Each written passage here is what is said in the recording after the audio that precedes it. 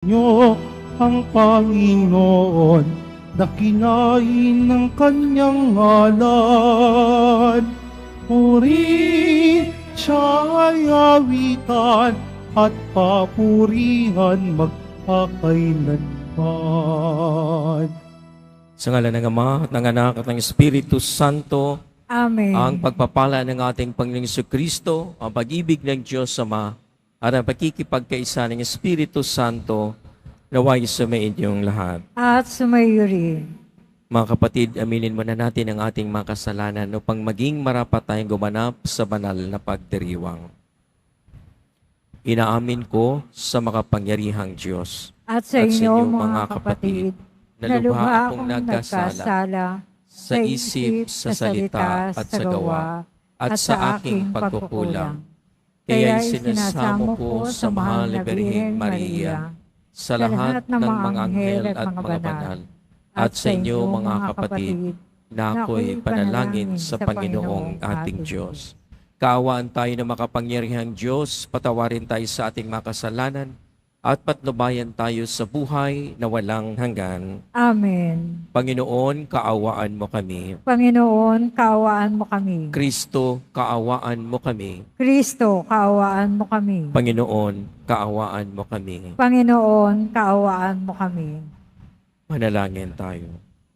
Ama naming makapangyarihan, tanang pinakamabuti iyong tinataglay, gawin mong sa aming kaloobay manuot ang pag-ibig sa iyong ngalang dakila at bantog upang sa pagunlad ng aming pagsunod sa pananampalatayang iyong ipinagkaloob, mapagyaman mo ang kabutihang iyong inihandog at ang iyong pinagyaman ay mapanatili mong lubos sa iyong pagsubaybay sa amin at pagkupkup sa pamamagitan ni Jesucristo kasama ng Espiritu Santo magpas sa walang hanggan. Amen. Magsiupo muna ang lahat. Pagbasa mula sa unang sulat ni Apostol San Pablo sa mga taga-Korinto. Mga kapatid, huwag dayain ninuman ang kanyang sarili. Kung may nag-aakalang siya'y marunong ayon sa sanlibutang ito, ibilang niyang siya'y mangmang upang maging tunay na marunong. Sapagkat ang karunungan ng sanlibutang ito ay kamangmangan sa paningin ng Diyos. Ganito ang sinasabi sa kasulatan. Hinuhuli niya ang marurunong sa kanila na ring katusuhan. Gayon din, alam ng Panginoon na ang iniisip ng marurunong ay walang kabuluhan. Kaya't huwag ipagmalaki ninuman ang nagagawa ng tao. Ang lahat ay inyo, si Pablo, si Apolos, at si Pedro, ang sanlibutang ito, ang buhay, ang kamatayan, ang kasalukuyan, at ang hinaharap. Lahat ng ito'y sa inyo, at kayo'y kay Kristo, at si Kristo namay sa Diyos. Ang salita ng Diyos. Salamat sa Diyos. Ang daigdig, lahat doon, ang may-ari ating poon. Ang daigdig lahat doon, ang may-ari ating poon. Ang buong daigdig, lahat ng naroon. May-ari ang Diyos, ating Panginoon. Ang mundo'y natayo at yaong sandigay, ilalim ng lupa, tubig, kalaliman. Ang daigdig lahat doon, ang may-ari ating poon. Sino ang marapat umahon sa burol? Sa burol ng poon, sino ngang aahon? Sinong papayagang pumasok sa templo? Sinong tututulang pumasok na tao? Siya na malinis ang isip at buhay, na hindi sumamba sa Diyos-Diyosan. Tapat na pangako na binibitiwan. Ang daigdig lahat doon, ang may-ari ating poon. Ang Panginoong Diyos, pagpapalain siya. Ililigtas siya at pawawalang sala. Gayon ang sinumang lumalapit sa Diyos. Silang lumalapit sa Diyos ni Jacob. Ang daigdig lahat doon, ang may-ari ating poon. Magsitayo na po ang lahat.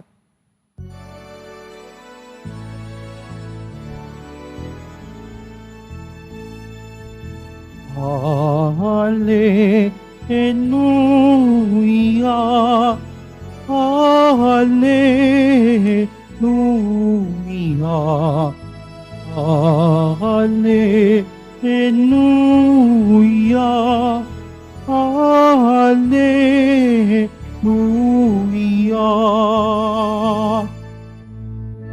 Sumunod kayo sa akin, at kayo'y aking gagawin, katambal ko sa tungkulin. Hallelujah, Hallelujah, Hallelujah,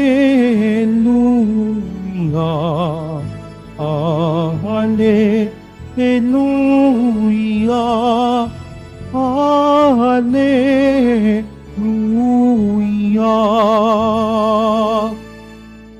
Sumayin niyo ang Panginoon. At sumayo rin. Ang mabuting balita ng Panginoon ayon kay San Lucas. Papuri sa iyo, Panginoon. Noong panahon iyon, nakatayo sa Jesus sa baybayin ng lawa ng Hinisaret, pinagkalumpunan siya ng mga napakaraming tao na ibig makarinig ng salita ng Diyos. May nakita siyang dalawang bangka sa baybayin. Nakalunsad na ang mga mangisda at nakahugas na ng kanilang mga lambat. Lumulan siya sa isa sa mga bangka at hiniling kay Simong may-ari nito na ilayo ng kaunti sa tabi. Naupo siya sa bangka at nangaral sa mga tao. Pagkatapos niyang nagsalita at sinabi niya kay Simon, "Pumalaot kayo at ihulog ang mga lambat upang manghuli." Sumagot si Simon, "Guro, magdamag po kaming napagod at wala kaming mahuli. Ngunit dahil sa sinabi ninyo, ihulog ko ang mga lambat." Ngayon nga ang ginawa nila at sa dami ng kanilang huli ay halos nagkakansasira ang kanilang mga lambat. Kaya't kinawayan nila ang kanilang mga kasamahang na sa ibang bangka upang tumulong at lumapit naman ang mga ito. Napuno ang dalawang bangka ng halos lumubog.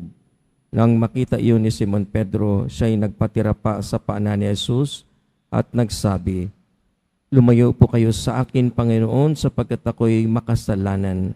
Nanggilala siya at ang kanyang mga kasama dahil sa dami ng kanilang huli. Gayon din sina Santiago at Juan, mga anak ni Zebedeo, na mga kasosyo ni Simon. At sinabi ni Jesus kay Simon, "Huwag kang matakot, mula ngayon mamalakaya ka ng mga isda." Nang maitabi na nila ang kanilang mga bangka, iniwan nila ang lahat at sumunod kay Jesus. Ang mabuting balita ng Panginoon. Pinupuri ka namin, Panginoong Hesukristo. Magsiupo muna po ang lahat. Karanasan po siguro marahil ang iba sa atin nang minsan nawawalan tayo ng pag-asa, lalo na po kung higit na mas matindi ang ating dinadalang problema sa kasalukuyan at mga hinaharap na dala-dala natin. Tulad din ito ng naramdaman ni Simon Pedro na magdamag na wala silang huli. Sila po'y mangingisda, pero nung nasabihan sila ni Jesus na ilubog ang kanilang mga lambat, bagamat si Jesus ay isang karpintero, mas may karanasan yung sila Simon kaysa kay Jesus. Sumunod naman sila Simon Pedro at doon nga ating narinig at namangha ang mga apostoles nang sila'y makahuli ng napakarami na halos lumubog na ang kanilang mga bangka. Mga kapatid, tandaan po natin yung ating dinadalang problema na halos guguho ang buhay natin o ang pamilya.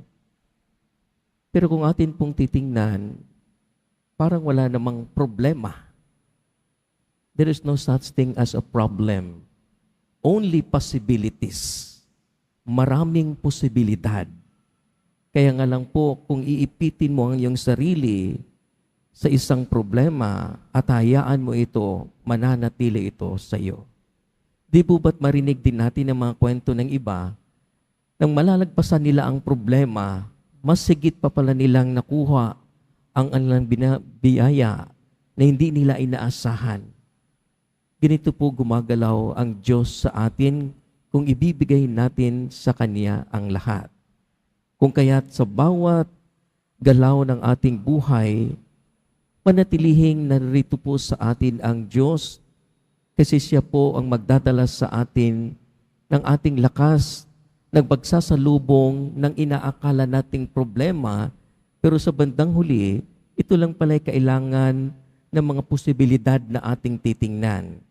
Kasi sasabihin ng iba, kung hindi ko napagdaanan yun, hindi ako makukuha itong nakakamit ko ngayon kung anumang biyayang ipinagkaloob sa akin.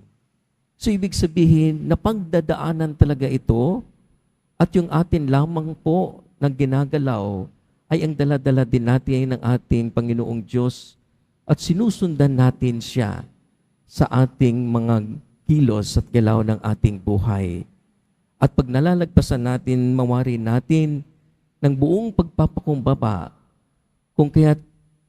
kung anong meron tayong biyayang natanggap, yun din pala din ang kaakibat na mas lalo tayong magpapakumbaba. Ibig sabihin, kung meron tayong biyayang natanggap, mas lalo po pala nating itong ating buhay ay magpapakumbaba. Marami pong pagkakataon na halimbawa, bagamat walang yaman, si San Juan Bautista, siya po ay nagpapakumbaba sa ating Panginoon Kristo dahil mismong ang kanyang buhay ay siya na pong biyaya na ipinagkaloob ng Diyos sa kanya. Minsan po bang narinig natin ang senturyon na lumapit sa Jesus sa kanya at tinulungan siya sa kanyang daladalang mga problema lalo na't pagpapagaling sa kanyang anak. Buong nagpapakumba itong senturyon na ito, leader ng senturyon. At lalo tikit si San Pedro, nung matanggap na niya ang dami ng kanilang huli, buong nagpapakumbaba at minsan nga nahiling niyang lumayo sa Jesus dahil siya ay makasalanan. Ibig sabihin po, kabaliktaran po ang nangyayari sa ating buhay ng ibang tao na pag merong biyaya, pag yumaman, mas lalong nagmamataas. Dapat pala'y nagpapakumbaba mas lalo tayo. Dahil sa bandang huli, hindi po yung inasang huli ng isang material na bagay, kundi sa bandang huli, ang nahuli ay ang apostoles na si San Pedro kasama ng kanyang mga kasosyo. Nang sila ay ginawang mga malalakaya ng ating Panginoon para sa mga tao. So first of all, acknowledging that we have to be possessed by God. Aangkinin tayo ng Diyos. At yun yung pinakamalaki at mahalagang biyaya na dapat po nating isipin. Kasi po ang iba karamihan, dumudulog sa simbahan, sa kanilang panalangin, ang isip kaagad ay kung paano makatanggap. Hindi po muna natin isipin ang dapat ng nangunguna sa atin ay yung magbibigay sa atin ng ating tinatanggap. Mas mapapalalim yung ating relasyon sa Kanya. Hindi po't pagkadumulog, pumunta sa simbahan, hihingi kaagad ang ating lahat ng intensyon at petisyon. Pagkatapos nito, ang karamihan po, ang iba, ay nakakalimutan na ang nagbigay ng biyaya. Ika nga, madalas nating marinig, seek ye first the kingdom of God. At yan po ang diwa ng ating Panginoong Diyos. At ang diwa na yan ay siyang magsubaybay din po sa bawat galaw ng ating buhay.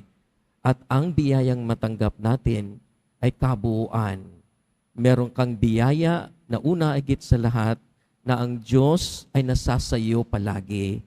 At kung ano man ang iyong tinatanggap, ito'y kaloob na mula sa Diyos at ito'y pinasasalamatan mo na sa kabila ng iyong pagkamakasalanan na ibibahagi pa rin ng Diyos sa atin kung ano man ang ating inihiling dahil ang pundasyon, siya ang ating buhay. Therefore, we allow ourselves to be possessed. We allow ourselves na huhulihin muna tayo ng Diyos sa kanyang buhay at makikiisa sa kanyang misyon.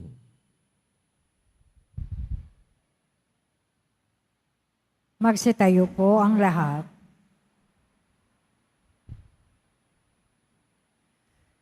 Mga kapatid, noong sinabi ni Jesus sa kanyang mga alagad, "Halik kayo, sumunod kayo sa akin," tinawag rin niya tayo sa kanyang halimbawa ng panalangin upang ibahagi ang panalangin sa iba, maging mapagbigay tayo sa ganoong panalangin. Ang ating itutugon, banal na guro, tulungan mo kaming lumusong sa kalaliman ng iyong pag-ibig. Banal na Guro, tulungan mo kami lumusong sa kalaliman ng iyong pag-ibig. Ang Santo Papa, mga obispo, mga pari at lahat ng tinawag upang mamalakayan ng tao, naway magkaroon ng tapang at tiyaga na ihagis ang lambat ng paglilingkod sa malalim na karagatan ng buhay. Manalangin tayo. Banal na Guro, tulungan mo kami lumusong sa kalaliman ng iyong pag-ibig. Ang mga mangingisda at lahat ng nagtatrabaho sa karagatan, naway tumanggap ng maraming ani ng nag-uumapaw na yaman ng Diyos. Manalangin tayo. Banal na Guro, tulungan mo kami lumusong sa kalaliman ng iyong pag-ibig. Tayo naway magkaroon ng katapangan na ipahayag sa mga hindi sumasampalataya ang mabuting balita ng Panginoon. Manalangin tayo. Banal na Guro, tulungan mo kami lumusong sa kalaliman ng iyong pag-ibig. Ang mga may sakit, mga nalulumbay, at mga nagdurusa sa karamdaman ng isip at katawan, naway hipuin ng Panginoon. Manalangin tayo. Banal na Guro, tulungan mo kami lumusong sa kalaliman ng iyong pag-ibig. Ang mga yumao, naway makamit kay Kristo ang walang hanggang gantimpala. Manalangin tayo. Banal na Guro, tulungan mo kami lumusong sa kalaliman ng iyong pag-ibig. Panginoon ng lahat ng tao, sa pamamagitan ng mga panalangin ito, tipunin mo ang mga nagsisikap na sumunod sa iyong anak, siya na bubuhay at naghahari, magpasawalang hanggan. Amen. Magsiupo muna ang lahat.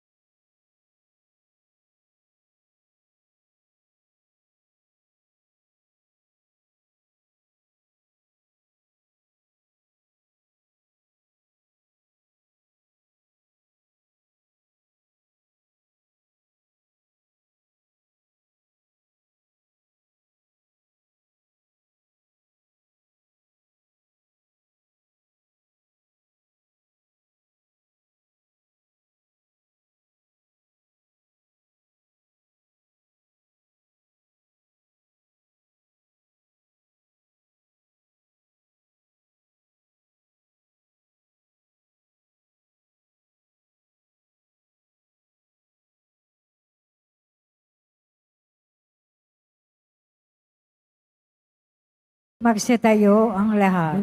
Manalangin kayo mga kapatid upang paghain natin ay kalugdan ng Diyos amang makapangyarihan. Tanggapin nawa ng Panginoon itong pag-aahin sa iyong mga kamay, sa kapurihan niya at karangalan, sa ating kapakinabangan at sa buong sambayan niyang banal. Ama naming lumikha, ang banal na paghahain ay lagi nawang magdulot ng iyong pagbabasbas na sa amin tumutubos upang ang ginaganap mo sa aming pagdiriwang ay maging lubos na pagkakaloob na iyong pagmamahal sa pamamagitan ni Jesucristo kasama ng Espiritu Santo magpas sa walang hanggan. Amen. Sumainyo ang Panginoon. At sumaiyo rin. Itaas sa Diyos ang inyong puso at diwa. Itinaas na namin sa Panginoon. Pasalamatan natin ang Panginoong ating Diyos. Marapat na siya ay pasalamatan. Ama naming makapangyarihan, tunay ngang marapat na ikaw ay aming pasalamatan sa iyong paglingap at kagandahang loob. Ang tao'y nilikamo at pinangangasiwa sa San Sinocob. Sangad mong siya'y iwastong lubos, siya'y pinagdusa mo sa kanyang pagtalikod. Sa iyong paggiliw, iyong ipinahintulot na makabalik siya sa pamamagitan ni Kristo Jesus. Kaya kaisa ng mga anghel na nagsisiawit ng papuri sa iyo, nang walang humpay sa kalangitan, kami nagbubunyi sa iyong kadakilaan. Santo, Santo, Santo, Panginoon Diyos ng mga hukbo, napupuno ang langit at lupa ng kadakilaan mo. O sana sa kaitaasan, pinagpala ang naparirito sa ngalan ng Panginoon. O sana sa kaitaasan, magsiluhod po ang lahat. Ama naming banal, ikaw ang bukal ng tanang kabanalan, kaya't sa pamamagitan ng iyong Espiritu gawin mong banal ang mga kaloob na ito upang para sa amin magiging katawan at dugo ng aming Panginoong Heso Kristo. Bago niya pinagtiis ang kusang loob na maging handog, hinawakan niya ang tinapay, pinasalamatan kanya. Pinaghati-hati niyo na tinabot sa kanyang mga alagad at sinabi, tanggapin ninyong lahat ito at kanin, ito ang aking katawan na ihahandog para sa inyo.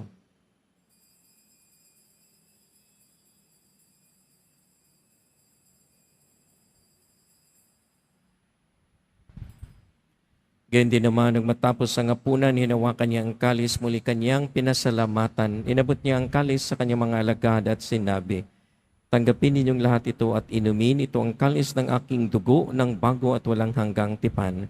Ang aking dugo na ibubuhos para sa inyo at para sa lahat, sa ikapagpapatawad ng mga kasalanan.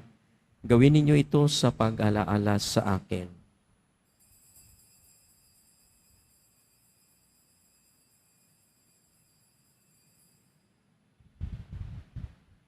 Pagpuni natin ang misteryo ng ating pananampalataya. Si Kristo'y namatay, si Kristo'y nabuhay, si Kristo'y babalik sa wakas ng panahon. Ama, ginagawa namin ngayon ang pag-alaala sa pagkamatay puling pagkabuhay ng iyong anak.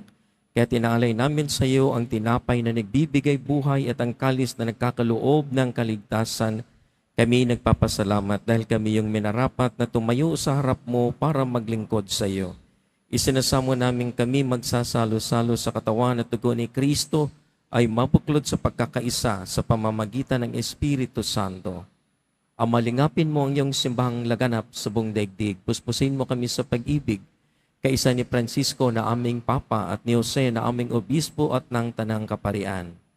Alalahanin mo rin ng mga kapatid naming nahimlay na may pag-asang sila muling mabubuhay, gayon din ang lahat ng mga pumanaw. Kaawaan mo sila at patuloyin sa iyong kaliwanagan. Kaawaan mo at paging dapating kaming lahat na makasalo sa iyong buhay na walang wakas. Kaisa ng mahal na Birheng Maria na ina ng Diyos, ng kabuyak ng puso niyang si San Jose, kaisa ng mga apostol, ni San Juan Bautista at ang lahat ng mga banal na namuhay dito sa daigdig ng kalugod-lugod sa iyo. Maipagdiwang naman namin ang pagpupuri sa ikararangal mo sa pamamagitan ng iyong anak, na aming Panginoong Heso Kristo. Sa pamamagitan ni Kristo, kasama niya at sa Kanya, ang lahat ng parangal at papuri ay sa iyo, Diyos Amang makapangyarihan, kasama ng Espiritu Santo, magpas sa walang hanggan. Amen. Sa tagubilin ng nakagaling na utos sa turo ni Jesus na Panginoon natin at Diyos, ipahayag natin ng lakas loob. Ama namin, sumasalangit ka, sambahin ang ngalan mo, mapasa amin ang kaharian mo, sundin ang loob mo dito sa lupa para nang sa langit. Bigyan mo kami ngayon ng aming kakanin sa araw-araw, at patawarin mo kami sa aming mga sala, para ng pagpapatawad namin sa nagkakasala sa amin. At huwag mo kaming ipahintulot sa tukso, at iadya mo kami sa lahat ng masama. Hinihiling namin kami adya sa lahat ng masama, pagkalooban ng kapayapaan araw-araw, iligtas sa kasalanan at ilayo sa lahat ng kapahamakan, samantalang aming pinananabikan ng dakilang araw ng pagpapahayag ng tagapagligtas naming si Hesus Kristo. Sapagkat iyo ang kaharian, ang kapangyarihan, at ang kapurihan magpakailanman. Amen. Panginoong Hesus Kristo, sinabi mo sa iyong mga apostol, kapayapaan ang iniiwan ko sa inyo, ang aking kapayapaan ang ibinibigay ko sa inyo, tunghayan mo ang aming pananampalataya at huwag ang aming pagkakasala. Pagalooban mo kami ng kapayapaan at pagkakaisa ayon sa iyong kalooban, kasama ng Espiritu Santo, magpasawalang hanggan. Amen. Ang kapayapaan ng Panginoon ay laging sumainyo. At sumayo rin. Magbigayin tayo ng kapayapaan sa isa't isa. Peace, peace, peace. Kordero ng Diyos na nag-aalis ng mga kasalanan ng sanlibutan, maawa ka sa amin. Kordero ng Diyos na nag-aalis ng mga kasalanan ng sanlibutan, maawa ka sa amin. Kordero ng Diyos na nag-aalis ng mga kasalanan ng sanlibutan, ipagkaloob mo sa amin ang kapayapaan. Magsiluhod po ang lahat. Mga kapatid, ito ang kordero ng Diyos na nag-aalis ng mga kasalanan ng sanlibutan, mapapalad tayo na niya makibahagi sa kanyang piging. Panginoon, hindi ako karapat-dapat na magpatuloy sa iyo, ngunit sa isang salita mo lamang ay gagaling na ako. Pagsanggalang na tayo ng katawan at dugo ni Kristo para sa buhay na walang hanggan. Amen.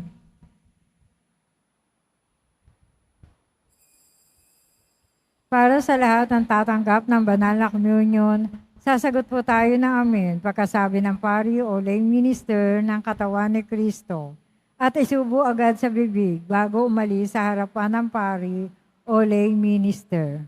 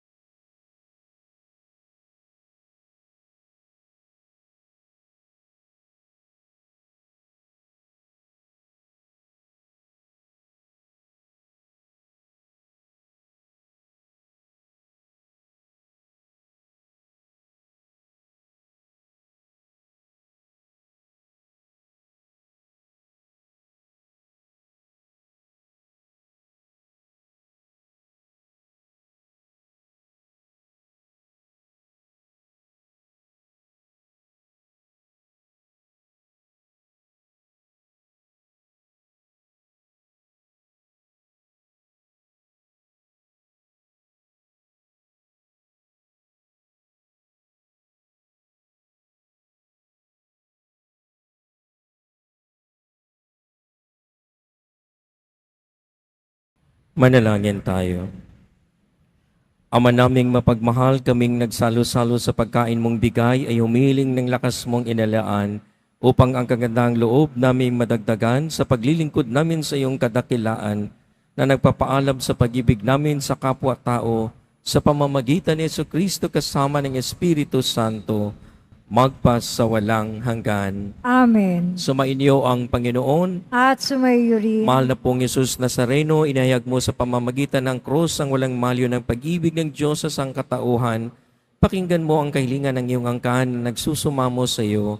Makamtanawan nila ang iyong katugunan at tanggapin ang kasagutan ng may utang na loob na tinatanaw.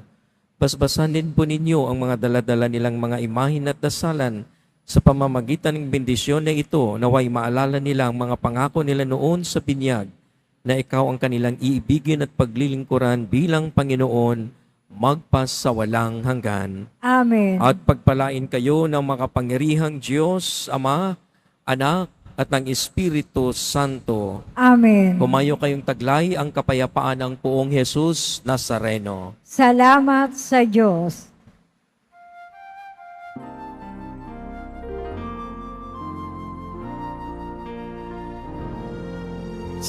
Padre Jesus Nazareno, sinasamba ka namin.